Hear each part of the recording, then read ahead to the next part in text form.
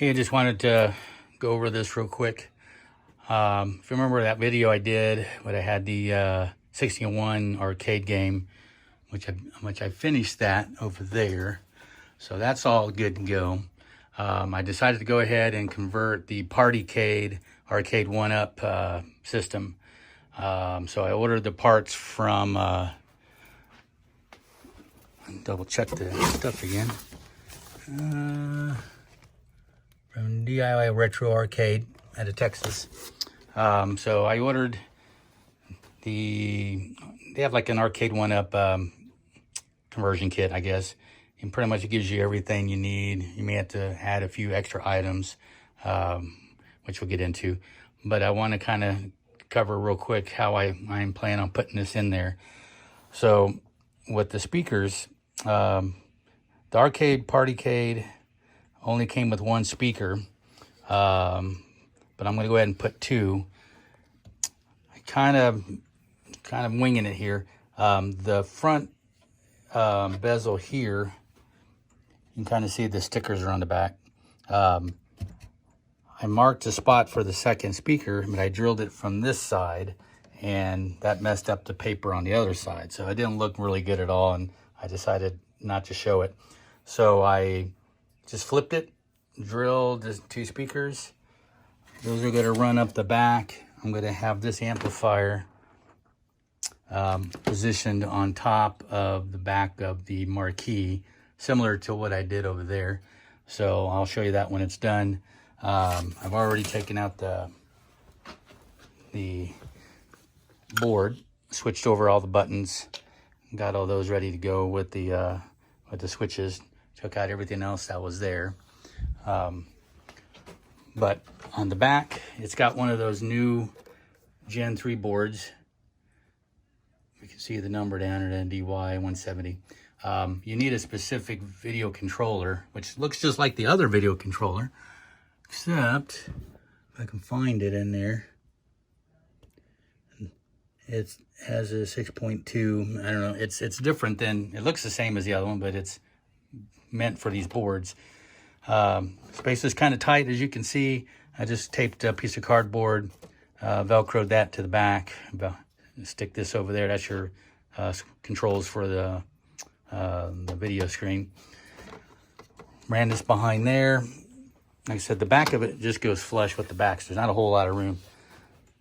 Got the Jama board again. Kind of had to find a sweet spot for it here, so the harness wouldn't hit the speaker. The power supply, I think it's just got to go here. I just got to watch it because I don't want to get it into that magnet. I'm just going to secure it down to the bottom here, a little bit further this way. So I just barely have enough clearance for the power wires to come up and over. There's your audio from the Jama, and then the video up to the screen. So I just kind of wanted to show you how it looks at the moment before we get the rest of it done. I'll finish that tonight, and then I'll show you that, and then it should work. So I'll be back when I got that. Okay, I'm about 99% done. So it's running here. So like I said, this is the Partycade, which is bigger than the Countercade, but it's just a much smaller form factor. So I got the 60-in-1 running. The speakers, controller, since these two buttons for the power on and off and the volume don't do anything because they're just disabled. I didn't wire anything up because wasn't sure how I was going to get that to work. But so I'm going to mount the speaker box up on top, probably on the very back, just so it has a flatter surface to sit on, and you only got to mess with it once in a while. Couple issues. Like I said before, I put the same bezel here. I just flipped it around and drilled the other set of holes because the original Partycade only had one speaker. Replaced all the buttons because the Partycade buttons don't work the same way as the buttons for this setup. so I don't want to mess with it, and it came with the buttons anyway, so I replaced those, replaced the joystick. The only issue I have is because the joystick controller, I'll lift this up a little bit. This is not really secured down. The joystick there, that yellow wire off the joystick runs straight to the front, so there's not enough room for me to set this flat. It just runs into the top of the bezel here. So what I'm going to wind up doing, and what you can do, is just leave it at an angle like that. I mean, you can press it down a little bit just to give it snug, but it's not secure. But so it's just kind of at an angle instead of just flat down. But it doesn't really affect anything on the screen, and you can really push on it and it's just held in there.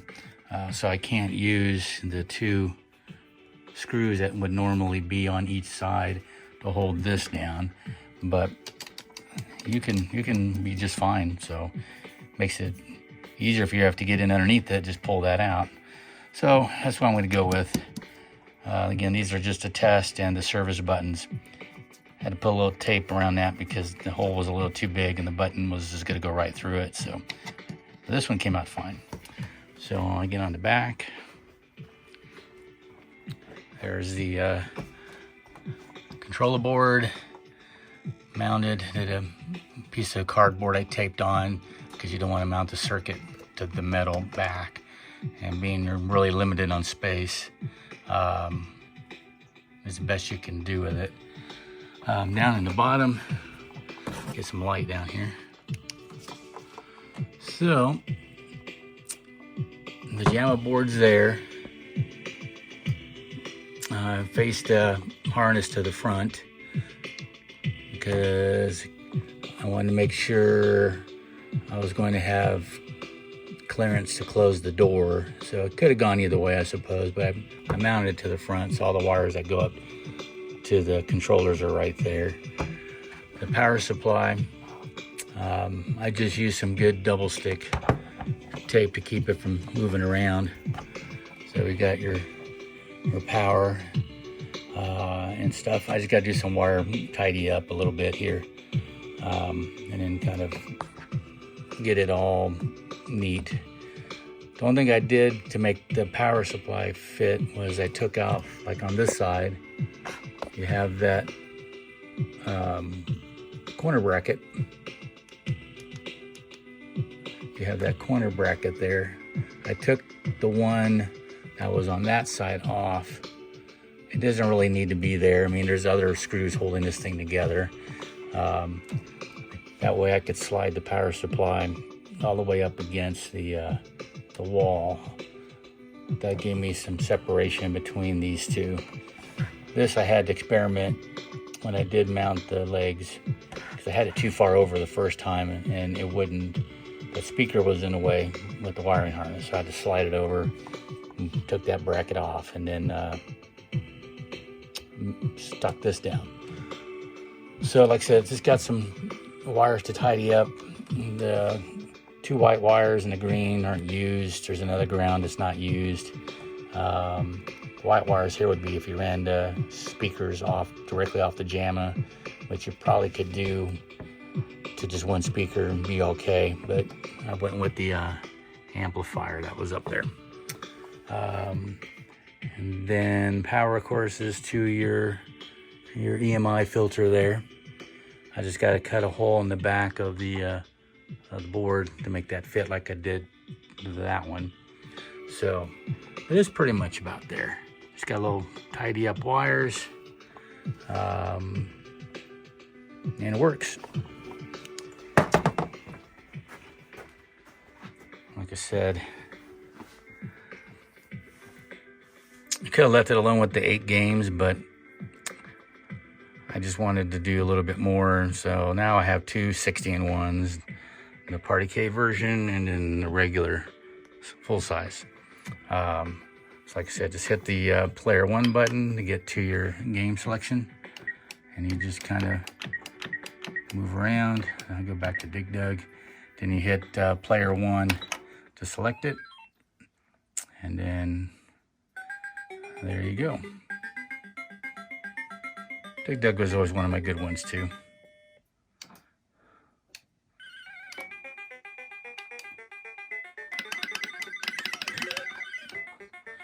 So it all works just fine.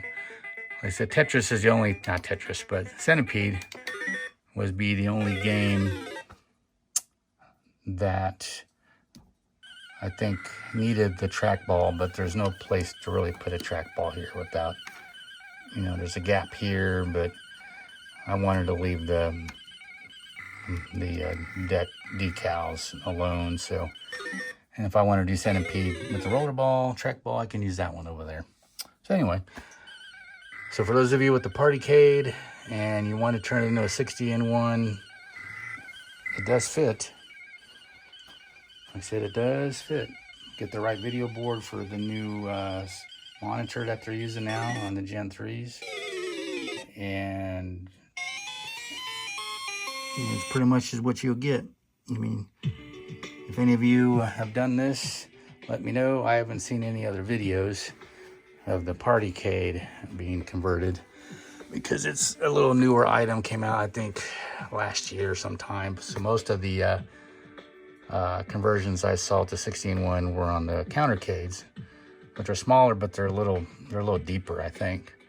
So basically I took the kit from the DIY arcade that was for that one and just used them all in here. So the only thing I didn't reuse was the other speaker grill because there's no place to put it and it was too big to fit and it isn't going to work right. So this came out all right. So anyway, so if you have any questions about this one, let me know, and appreciate you watching. Thanks.